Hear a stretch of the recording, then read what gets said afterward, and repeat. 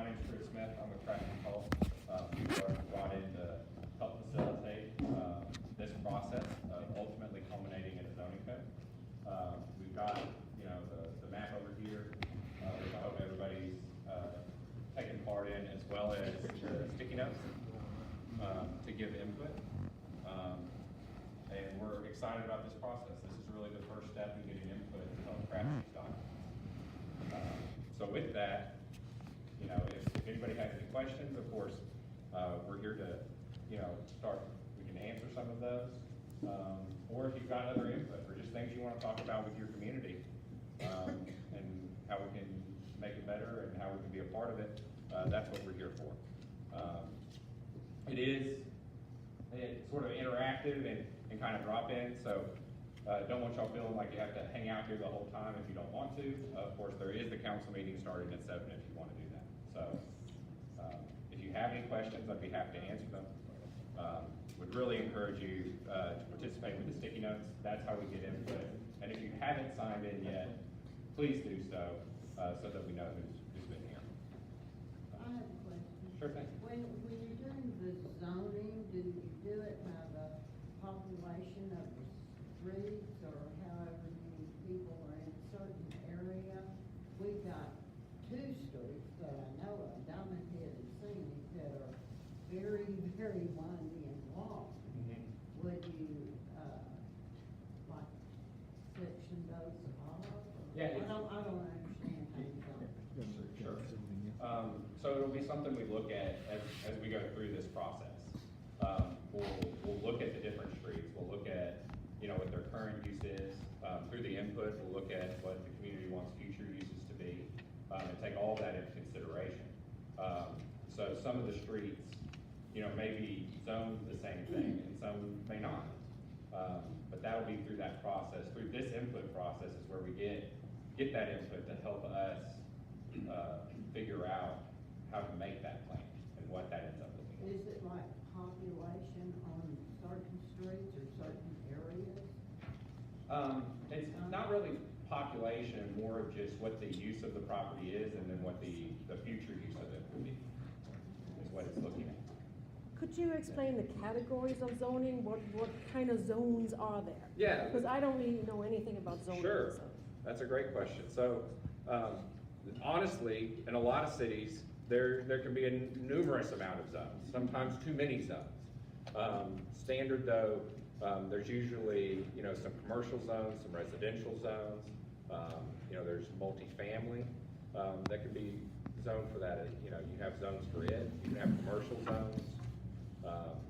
You have several different kinds of zones, really depending on how you want your community, want your city to grow, and what you want it to grow into.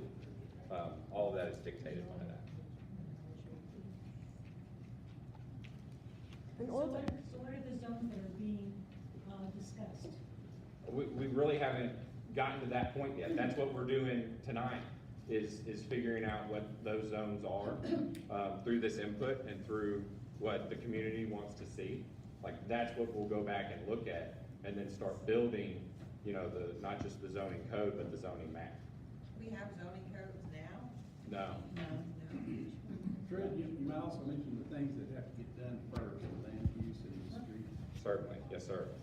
So as a part of state code, you have to have a land use plan and you have to have a master street plan.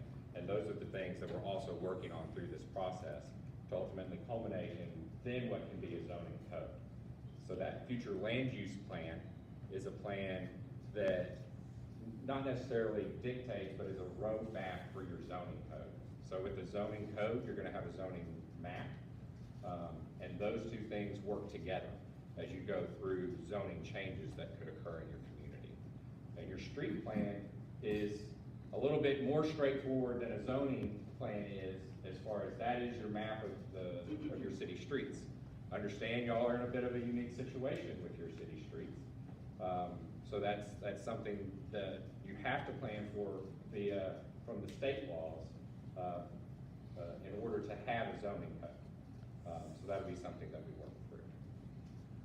Yes, ma'am. Do you intend to use Diamond as an original plat format? Yes. So that was some of the feedback we got from the mayor, is to consider consider that as we go through this process. Can you repeat the question? I'm sorry. Sure thing. It was to consider, as we're going through this, consider Diamond Head's original format. And of course, if there isn't a comment up there on our board yet about that, and that is something that you want to see as a community, we need to see that on the board. Because it's that kind of public input that we need to hear so that when we go back and create all this documentation, that it matches up with what the viewpoint of the community is. But that's certainly something we can take into consideration. Yes, sir. You might start off with a good definition of exactly what zoning is and what zoning does. Yeah. Because some of the questions are kind of indicating that some people don't fully understand that. Yes, sir. So zoning, maybe a way to think about zoning is, if you take your entire community, every piece of property inside of it will have a zone. You can think of a zone as a classification. And in that, that will be the map portion, and then you'll have a document that helps support that map. So if there's a zone that is just residential, there'll be a definition in the code that describes what that is. And then ultimately what all of this is a roadmap for you as a community to understand how your community is going to continue to develop and possibly change depending on the input that you've given. But then also, as development does occur, they understand the rules that you set forth as a community that then they have to abide by. So there's a protection part, but then there's also a straightforward part for how does one do development in your community. And both of those things are equally as important. And who's ultimately deciding on what zones are gonna be where? Is that gonna be a vote, or how do you get to the end result? Yes, that's great. End result will be through the city council.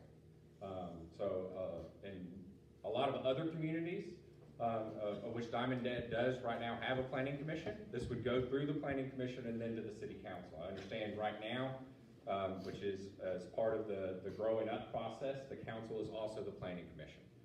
So it'll go through those bodies, which happens to be one body right now, but they will be the ones to approve it once it gets to that level.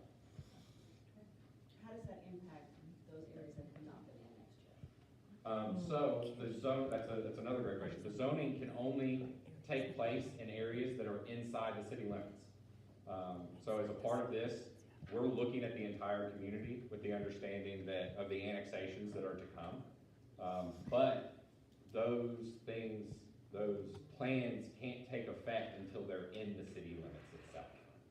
So we want to get that input from those individuals that live there in the understanding that the annexations are on the way. Okay. Yes, ma'am. So the residential lots will stay residential. It's just the public or the green areas that could change? Yeah, well, I think all of that is to be taken into consideration, and all of that should be input that's given, if you have that input. Because this is a process, right, and we're working through it. And another thing that we're also not gonna do, just if this is the concern that's coming forward, we're not gonna come in and come to you at your property and say, hey, this is no longer your residential property. We're not gonna do that. Our goal is also not to come in, we understand the scope of this community. We're not gonna come in and throw something way out there that we know is not a development that you would like to see. That is not our goal. Our goal is to get a product that everyone enjoys. We're not trying to interject any kind of zoning on you that you would not anticipate or want to see. Yeah, that's a great point. Ultimately, like, what makes, I think, my job cool, our job cool, is that we come into communities and we get this input, and then we help communities develop into what they want to develop into. Like, how do you want to see your community in 10 years, in 15 years, in 20 years? You know, that's the kind of roadmap that these documents take. And yes, you know, planning never happens quickly. We do it, and then it's a time frame of change that has to occur. But, you know, the best time to make a plan is yesterday. The second best time is today. So that's what we're getting started here. Is there a minimum amount of zoning that is required to establish what Diamond Head is trying to do? Like, do they have to have just residential, or are there other zonings that has to be there to move forward? Yeah, so via state law, there are a number of things that have to be in a zoning code. And I think that's maybe Yes. what we're talking about here. The list off, I couldn't list it all off the top of my head of what has to go in there. But there are certain qualifications in order to have a zoning code. It has to, certain things have to be in that document, and you have to allow for them. Yeah, and I'll just repeat for those who came in, because I mentioned it earlier, but you may have missed it, but, you know, as the city, what we're interested in doing is being able to, you know, protect and manage things like the community wants. And so we're trying to look at kind of where it is now, and what of that do we want to maintain, but then have options for changes in case there's more commercial, or there's more other things that come in. But then we, as a city, would manage that as things come up based on that definition and the zoning. And we can change the zoning depending on what comes up. But it's something that we have in place then, that we have the mechanism to manage and be sure that we're living the community that we want it to be. That's 100% correct. So one way to think about this as well is once these documents are in place, you know, to a certain degree, they're set in stone in law, but that does not mean they can't be changed. I think that's what makes this process unique, is that as the community evolves, you know, you go back through these processes again to make sure that's what is happening in your community is something that you want to happen. Or, you know, perspectives may change and you may want different things to occur. And that's why these documents aren't exactly living, but they're something that should be looked at time and time again. Yes, ma'am. As a city, is it required zoning-wise that you have commercial zoning? Or multi-use zoning? You have to allow for certain things to occur. So like commercial, there has to be areas where these things There can has to be occur. a certain amount, is it? There's not necessarily a certain amount. Okay, It's just something you have to allot for. okay. And what about multi-use? Multi-use, as far, I mean, Okay, let's say you have. okay, I just wanted to, there's a lot of jargon that goes along with some of this. But yeah, like multifamily, it's something that state law has said that you have to allot for, as in your community, via zone. So it would be like duplexes would be considered. Yeah, it would, Multifamily, it wouldn't have to be a high-rise. certainly, right. And we already have some, you know, we already have some apartments and condos there that would be. We have condos. Yes, ma'am. So, how hard is it to, like, for instance, we delegate a certain area to be, commercial, just say for example? Yeah. How hard is it to change that once that is established? So once it's established, and there'll be a process set forth in the code. So the code will say, this is how you change the code. What that process most likely will look like is, there'll be an application to the city to rezone this property, and then it will go very much similarly back through the process of what we're doing. There'll be a public hearing, it'll go to planning commission, and then it'll go to city council for approval. So it'll still go through that process, but inside of that will be mandatory public outreach, so that people understand what's happening in the community with a change like that. And another thing that's important to add too with zoning is just because we are mandating a zone there does not always necessarily mean that you will see a building there. That is just the qualification of the parcel if there was development. So that does not necessarily mean that you're gonna get, you know, huge high rises or anything like that. It would have to have an interest from people that were developing on that site and have to acquire the site. Does that make a little more sense for it? So just because it's qualified as that does not necessarily mean you will have direct development on that. Would you Yeah. agree with that? Might add too, that it gives you a roadmap to put infrastructure in, Certainly. so that if you're in a commercial zone or a residential zone, high-rise zone, you have the specific fire training capabilities and water lines and so forth. And an expectation of that, right, and Yeah. understanding, because there's totally different infrastructure for a Yeah. commercial site than a residential Right. site. You're talking about, yeah, it's Yes, so you were saying that there's not a specific amount of land or area that has to be zoned a certain way. Right. But you have to allow for a process to make it zoned that, in a certain way. So you said you were talking about allotting. So how can you be required to allot certain amounts to a certain thing without requiring? Yeah, well, and it is one of the trickier parts about, like, doing a new zoning code for a community that hasn't had zoning before, right? Is, state law says, because you have to treat everybody equally and uses equally, and then state law says that you have to have certain uses, you have to allot for certain uses in your community.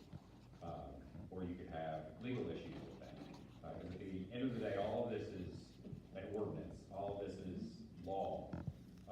So you have to have certain areas where uses can occur. Now, you can then have rules around how those uses work in your community, but you have to give right to the public. I, for one, and I'm pretty sure everybody will agree, I love the fact that it requires public input in order to change anything. Yeah. I like it. Yeah, I think it's one of the best parts about this process. Yes, ma'am. You said earlier that there are some basic things that needs to be completed for the zoning and things.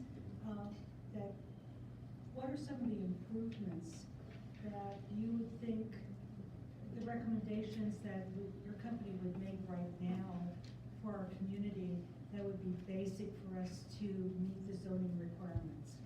I think, well, I don't want to confuse the things that are required by state law in order for the city to have a zoning code, because I think that's what I was alluding to more earlier. Right. Is the state law requires that you have a future land use plan and a master street plan. So you have to have those documents in order to have a zoning code. So you can't have a zoning code if you don't have those two. So those two things are what we're also working on through this process and through this input. Does that make sense? Did I answer? Okay. And just to reiterate, they just started looking at this is the first opportunity for public input. Whatever everybody puts here, and will gather, and they'll look at that and work with these processes, and then they'll come back where we'll do this again, but they'll say, based on the inputs and what we're doing, here's what we would recommend, that we can change that. Yep. But it's a process where we get to an ordinance that we can pass and say, this is what we want to work with, and it'll also be flexible, like we said, it can be changed. But we put something in place with the best inputs we can. But I think that what I would be concerned about is if I had a piece of land next to me that was empty, that I don't necessarily want a multifamily Yeah. home there. Right. And I think that's a concern that a lot of us would feel like, even though we're not object to that, but still, Yeah. for our land location. So what kind of input, are you saying that through the meetings and things like that? Or add there those would be sticky time notes Yeah. for? You guys are in here on the ground floor where you have an opportunity to ruminate on this, bring your ideas forward, pass them on to these folks and work with the whole process. A lot of places don't have that opportunity. Yeah, so I'd say, like, that's an excellent thing to put on a sticky note and get up here on our board, so that we can understand that, as when we go back and start looking into this and figuring out what the code should say. So what does this timeframe look like? So the timeframe, we're hoping to take the input that's here and go back and over the next month, create a draft document. And then at that point, hopefully in that next, 2 to 3 weeks, come back and have another public meeting, where we can then talk about what the code looks like and what the map looks like and get input from that. Hopefully teeing up, getting an approval from the planning commission / city council. Yes. Have certain companies or entities expressed an interest in developing commercial operations here? I would not know that answer to that question, Mayor. Nothing else that I'm aware of. Okay. I mean, we have the existing. Yeah. Yes, ma'am. Kind of strange question. The best. Sometime within a year, we got sent around through our email this project that was called Diamond Head Beautification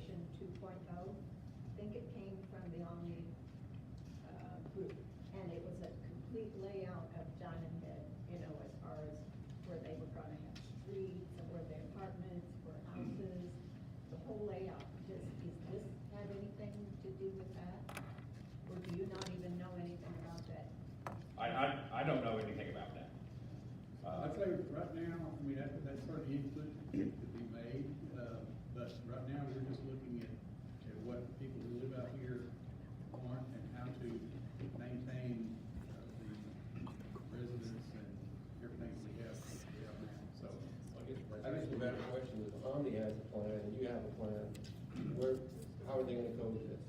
I guess it's probably. Well, it's like a lot of things, as you know, there's a couple lawsuits going on that may impact some of it, but right now, we're just looking at, honestly, the situation has been is that, we don't usually talk because of lawsuits. I've reached out, but they've said, as long as lawsuits are here, we can't talk.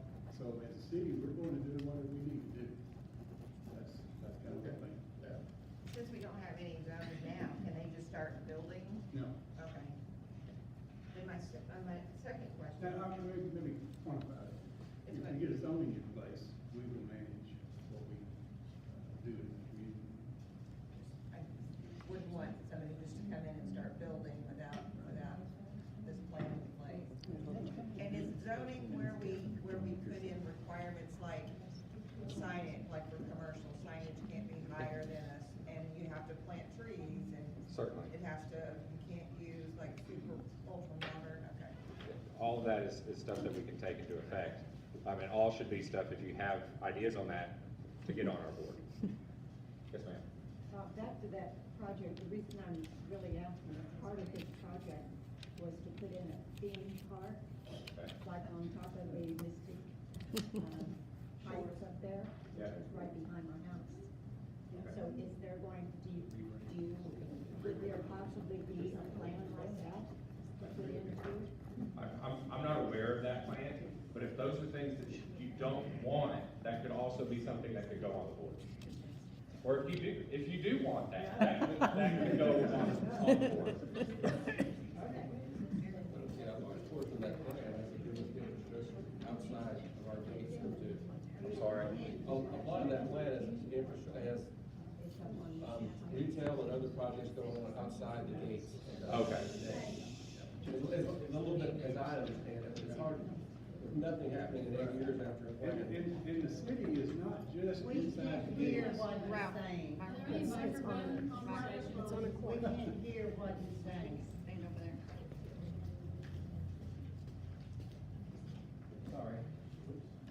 Sorry. You probably need to repeat the question. Yes. Because everybody can't hear the question. Yeah, where does Diamond Head extend to, I guess? Okay, I was gonna say, if you look on this map over here, if you wanna kind of point out where we currently are, it's the Garland County side, but it goes down to almost where we're at now, is the city limits. Okay. And then it goes up where you actually go in, but you can see all the south side there. And then the red parts there is the commercial area up there, just before the entrance. And so, but now, right now, if you take that bottom right line, it almost goes up. And on the left of that, we are city. To the right of that, we're not yet, except for that little island up there that's in Garland County. Okay. So, but on the March 3rd ballot is a piece where he's outlining there now, that we propose to be annexed. And so they'll be on the ballot, and they'll be on the Garland County side and the Hot Spring County side, and both sides independently have to pass it. And once that passes, then for November, we would be looking at annexing the rest of it. So we would be a whole Diamond Head community again within the city. Other questions on this? Yeah, so if that goes through, then what part of what county is Diamond Head gonna be in? It'd be in both. So we have just like it is now, we have a Garland County side and a Hot Spring County side. We have that with the city too. That's not a problem. Other cities cross county boundaries. So our counties would not change? No. Just would be within the same? No.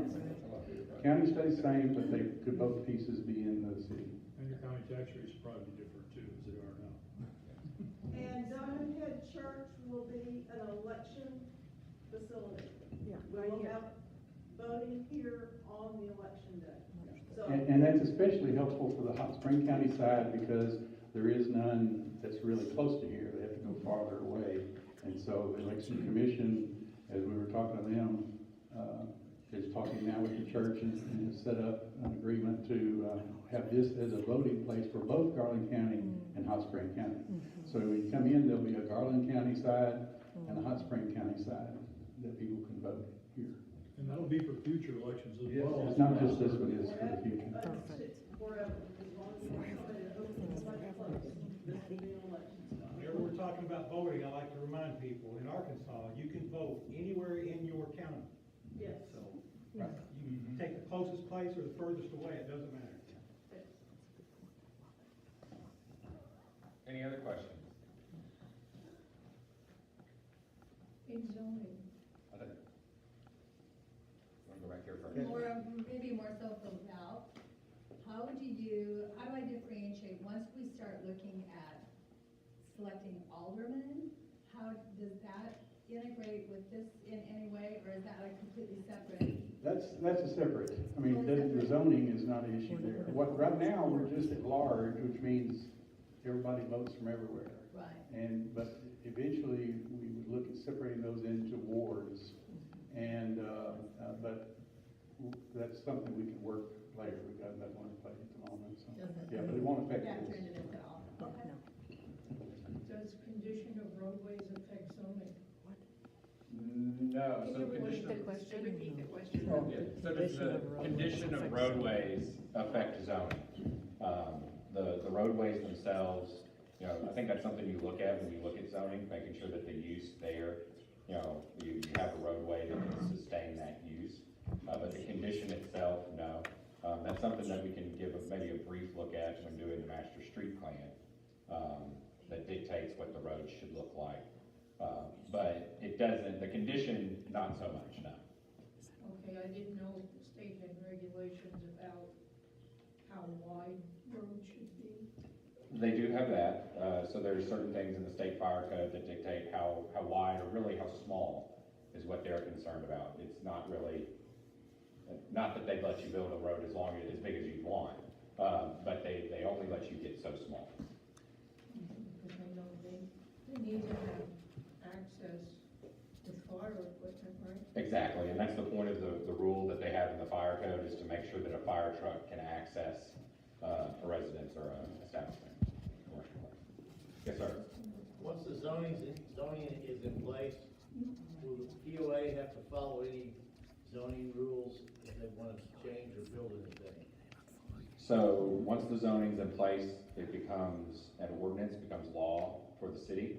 So those rules would be, that anybody that develops inside the city would have to follow those rules. Thank Yes, sir. Yeah, maybe it's more for Ralph. Ralph, it's a little fuzzy on the roads, who own the roads, et cetera. And I'm hearing you say that the street plan is part of the package to present. So my question is, will all of this, and especially the street plan, be contingent upon the outcome of some of these lawsuits? I don't think so. I mean, the main thing about the street plan is that you have to define, what we're really looking at is defining what we actually have now in a legal sense, so that establishes that. So we're not looking at adding to that or changing that or anything right now. It's just something we have to have in terms of the definition. So these guys are taking the maps and what's in the courthouse and defining what that street map is. But really just officially mapping out what's already here. Oh, okay, thank you. And maybe to take it just a step further with a street plan, in communities that would also dictate if there were future streets. Like maybe there's a street that you don't have that you'd like to have. You could put that on the street plan. That's where you would want to have that. Or if there's a street that you don't own that you would, you know, at some point like to own, you can put that on the street plan. So really it's just establishing to both the community and the development community what you want your street infrastructure to be and to look like. Okay, Does that thank make you. sense? Okay. Yes, thank you very much. Great, yeah. And in your future building streets, they have to meet certain specifications. Right. If it's written into the plan. So that's a key thing there too.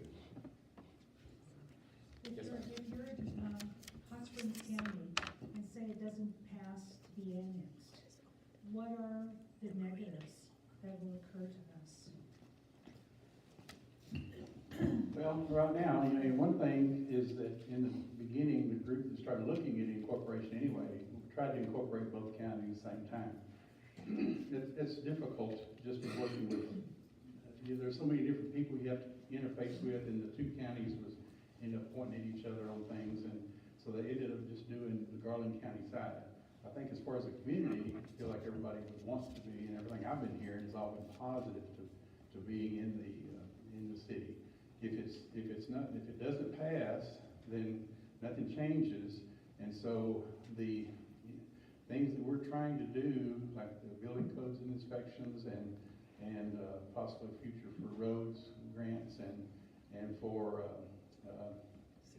security, and we're working toward city marshal office with after our current security.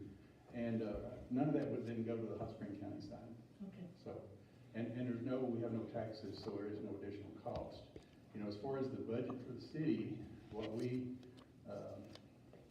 get is the state turns back money to the cities on a per capita basis.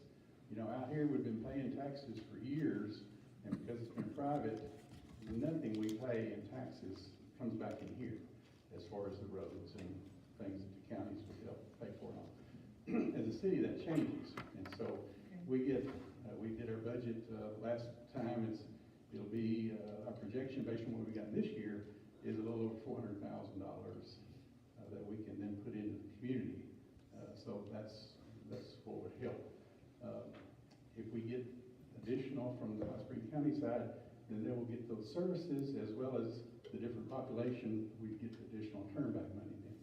And so, but to answer your question, if it doesn't pass, things stay the same, and none of those services would go to the Hot Spring County side. Well, I think you can answer this better. I'm concerned about the two areas, and my house is right here. Okay. And this is Mystic Heights. Right. And right here it calls it unnamed PBT. What does that mean? Right. And So- what will you do with this type of land? Is it still part of the city, and will you have access to Yeah. building on it? So that name probably comes from just county data. So the majority of this map was built off of data that we got from the two counties. So the name that populates on there is either like an ownership name or just a placeholder that the county has in there right now. So is this still part of Diamond Head? Yes, it is still part of Diamond Head. And it's up to, like, the city to choose, or us to choose what to develop here? Right, that's what this process is, yes ma'am.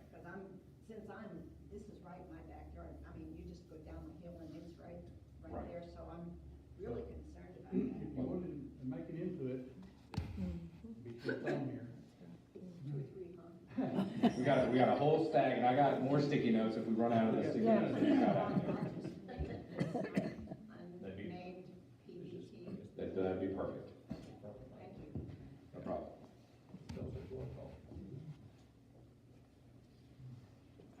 Yes. So if land belongs to the developer, and even if we do win the lawsuit, that land he still owns that land. So we couldn't change any of that. But you would have to follow the rules of the city. Right. You would have to follow. As you go down the other city wants to develop. Right, Or like the POA bylaws are the only guidelines you have, right? right. In any city, people own property and they have lots and stuff. But the zoning allows, if there's something you want to segregate in one area, Right. you do that. It doesn't let people just pop up with anything. And so the zoning, even though they own it, it basically rules what they can do with it.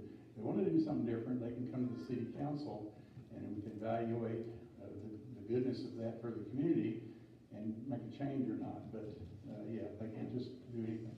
So how about like the swimming pool area and all that? Is that developer land or city? So that's something that we would take into account as probably its own zone, right? That's a unique use there. Same for like the area that's the golf course. All of that would get zoned a specific zone. Just because of its use now, and then through, if there's any input about any of that can get on the board, like we can take that into consideration.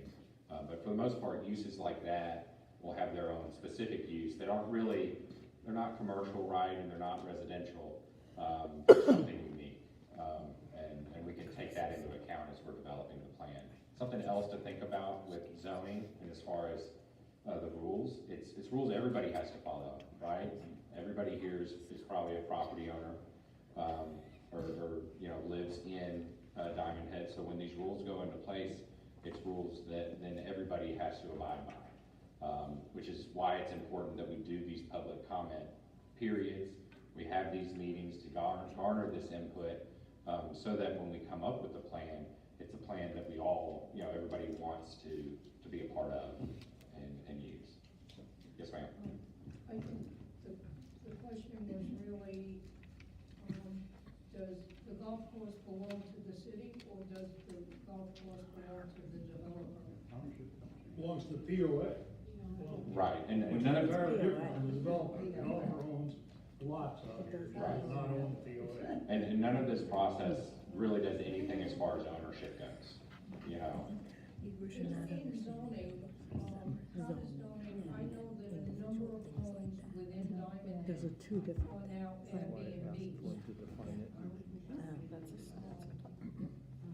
How does that affect, does that fall under residential zoning or commercial? So Airbnbs is the law and others refer to them as short-term rentals. Can you repeat the question? Oh, I'm sorry, thank you. It's very hard to. Yeah, so the question was on, what we call short-term rentals, but you probably know them as the company names of like Airbnb or VRBO.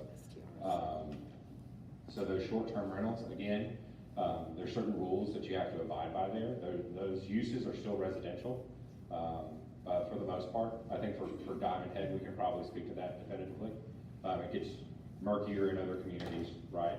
But it's still, those single-family residents that are being used as that, or those duplexes would still fall into whatever use the structure is. And let me just say, I've not really gotten any particular input, but, we have not a plan right now to address those kinds of things. But if people feel like that those are in some way a hindrance, or they'd like to maybe even enhance that some way, those kind of comments would be good up here, so we understand what kind of things people are interested in and want, because right now we're not addressing that. So. Any other questions? Yes, ma'am. So will the zoning impact, not so much architectural controls, but like how many trees that need to be maintained, what percentage of green space stays, what are the major charms of this place? Yeah, so those are things that we can, Repeat the question. I'm sorry. I'll get in the rhythm, here at some point, maybe at the end. But the question was on trees and green space, and are those things that can be accounted for in the zoning code? And they can be, that is things that we can look at. There are certain rules that you have to abide by as far as development goes, with like landscaping plan. But those are things that we can look at, and if you have input on that, you can get it on a sticky note, get it on the board. The key thing is you have a voice here tonight, you have a voice down the road in order to impact any of these things. We don't have that all the time in every situation, so this is something that's really important.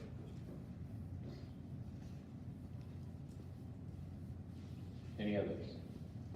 This has been great. I really appreciate how tuned in everybody is on this topic.